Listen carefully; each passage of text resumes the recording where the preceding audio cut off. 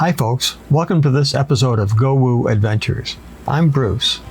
I'm Ishan.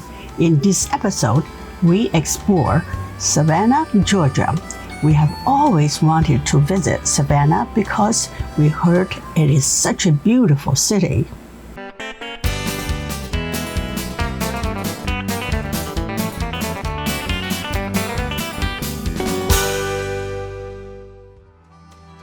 We stayed at Savannah Oaks RV Resort, which is about a half-hour drive to the historic section of Savannah. Our site was number 107, and as you can see from this map, the sites were fairly close together. But otherwise, this was a very nice campground.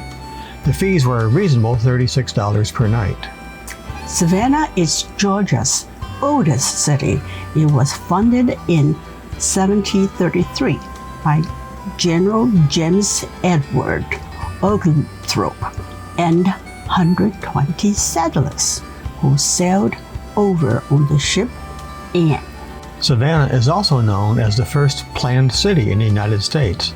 It was laid out on a grid system with wide streets and 24 planned squares. Today, only 22 of these beautiful squares remain.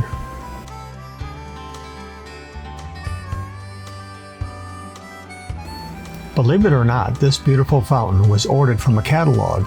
Similar fountains exist in New York, Paris, and Peru.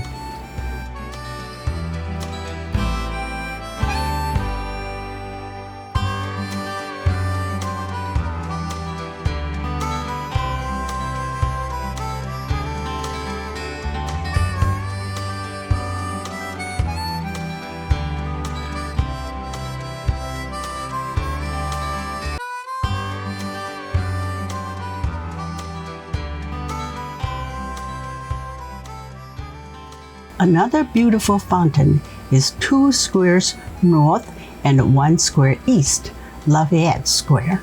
And just north of this is a beautiful church. The Cathedral of St. John is considered a minor basilica of the Roman Catholic Church. It was completed in the late 1800s. A devastating fire on February 6, 1898 destroyed all of the cathedral but the outside walls and the 2 spires.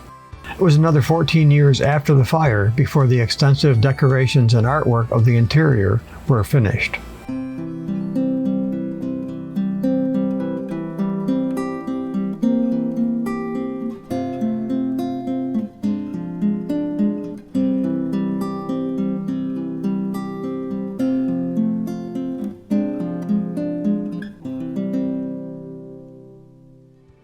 One of the things we were most excited to see was the Spanish moss that hangs from many of the trees.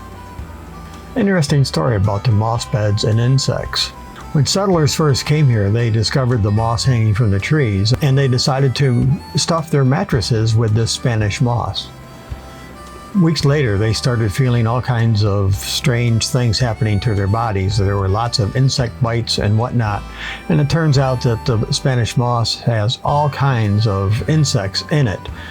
So let that be a lesson to you. Don't stuff your bed with Spanish moss. And don't take Spanish moss home from Savannah. That is a great idea. Don't even remove it from the trees. It turns out that Spanish moss really isn't moss at all, or even Spanish. It is actually a perennial herb in the pineapple family. It is native to North America and lives in the branches and trunks of trees. They get everything they need to survive from the sun and the air. Jones Street is one of the prettiest streets in America. 18th century homes, giant oak trees, and brick streets make this the quintessential Southern charm location. The Wilkes House is a must-see. It is a family-owned and operated restaurant since 1943. It is famous for its home-style Southern food. On any given day, you might get fried chicken, sausage, beef stew, meatloaf, cabbage, snap peas, macaroni and cheese, butter beans, black-eyed peas, rutabaga, squash, rice and gravy, mashed potatoes, candied yams, pickled beets, red rice, collard greens, okra and tomatoes, brown rice, potato salad, apple salad, macaroni salad, English peas and noodles, baked beans and coleslaw. This is the Pirate House. It was built around 1753 on the site of the Trustees' Garden, an early agricultural project.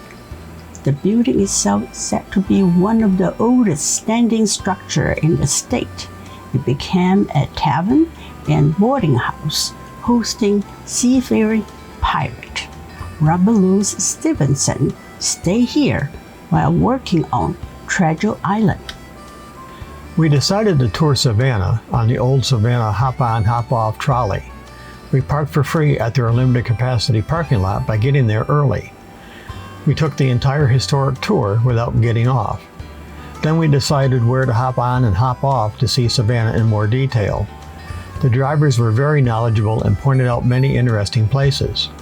At various stops, characters dressed in period costumes got on the trolley and gave a speech about the Civil War times. Well, hello. Hello. A fifth of the troops are barefoot, half of them are in rags, and the whole of them insufficiently supplied with food. Since we crossed into Maryland, and even before, they frequently had to march all day and into the night for 3 and 4 days together without food of any kind except for such apples and green corn as they could obtain along the way. War, ladies and gentlemen, never changes. My name is Peter Wellington Alexander. I was a publisher for the Savannah Republican. I published in the years leading up to the Great Conflagration, which practically burned this country to a cinder from 1861 to 1865. I was a Southerner by birth, and I joined the Confederacy because I was called. Won't brandy about philosophies, not here, not ever. But what I will say is having a direct, frontline view of war changes a man. What I recited to you was a true eyewitness account of the Confederate Army at Antietam. For those of you who know your history, you know what happened at Antietam. How it was well met with a fully trained and well-equipped Union Army of the Potomac. While it was a victory for the Union, I thought the public ought to know the outcome from the defeated side. For while people, views, and philosophies change, war never changes. So enjoy the rest of your tour, learn your history, because if you don't, we are doomed to repeat it.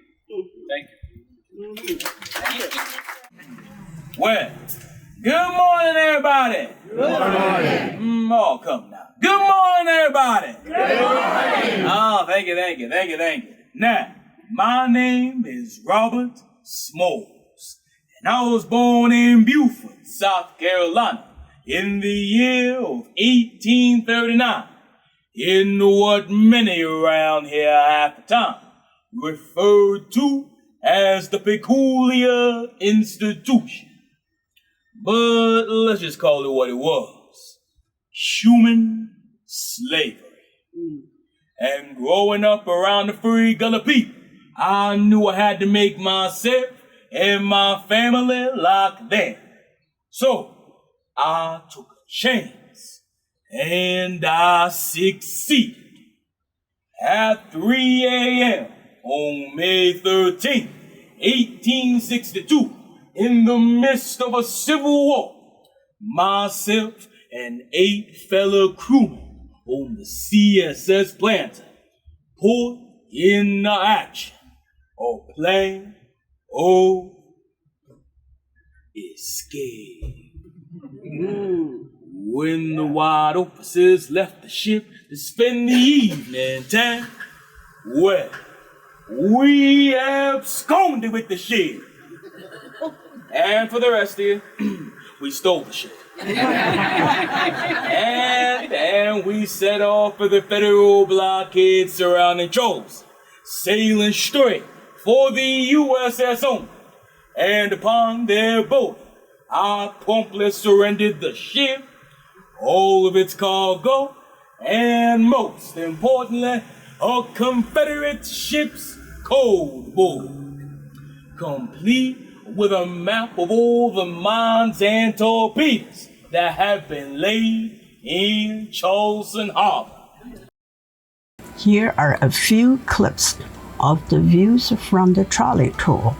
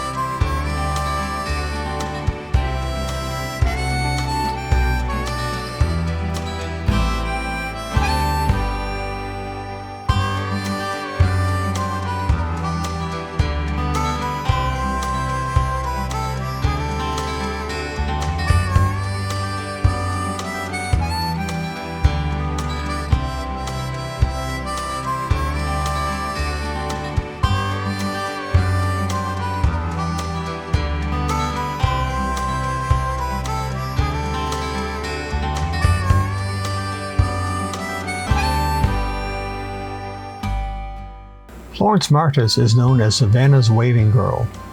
This statue was erected in her honor. Florence began to stand on the edge of the Savannah River and wave at every passing ship, a habit she maintained for 44 years. She would wave a handkerchief or a towel during the daytime and a lantern during the nighttime.